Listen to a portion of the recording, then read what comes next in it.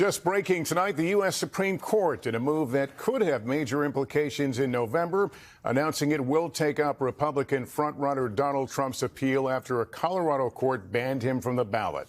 Here's Peter Alexander. Tonight, the Supreme Court announcing it'll hear whether former President Trump can be banned from the ballot in Colorado because of his role on January 6th, taking up the Republican frontrunner's appeal of a Colorado court's ruling to kick him off the ballot.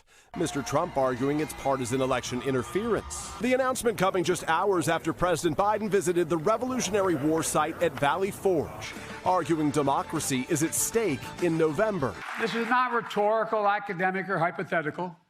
Whether democracy is still America's sacred cause is the most urgent question of our time. It's the president's latest effort to draw a contrast with Mr. Trump, who he's warning is an existential threat. And yet Trump and his MAGA supporters not only embrace political violence, but they laugh about it. Mr. Trump in Iowa firing back. That's why Crooked Joe is staging his pathetic fear-mongering campaign event in Pennsylvania today. Did you see? He's saying, I'm a threat to democracy. He's a threat to democracy. Tonight in the crucial Philadelphia suburbs, President Biden's message resonates with Democrat Elaine Tyndall. Is democracy an issue people are going to vote on in 2024? I really think so. I have a very positive, I have to be positive, that people are really going to understand that we can't continue without democracy, that everything else we can work out. But democracy, and in your eyes, Donald Trump, would be the end of it. But for so many, the top issue is the economy, and 62% of Americans disapprove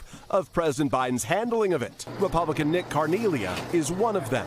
Managing his family's deli, he's already had to raise prices twice in the last 3 years. When it comes down to our bread, our meats, cheeses, sodas, even chips. all costs more. All costs more, and it raises prices for everybody. Is it starting to come down? No. Nothing is really going down. Everything keeps going up.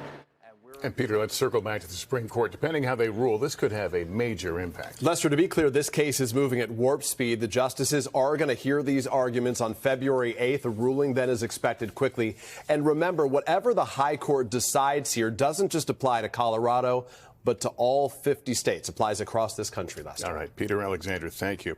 Thanks for watching. Stay updated about breaking news and top stories on the NBC News app or follow us on social media.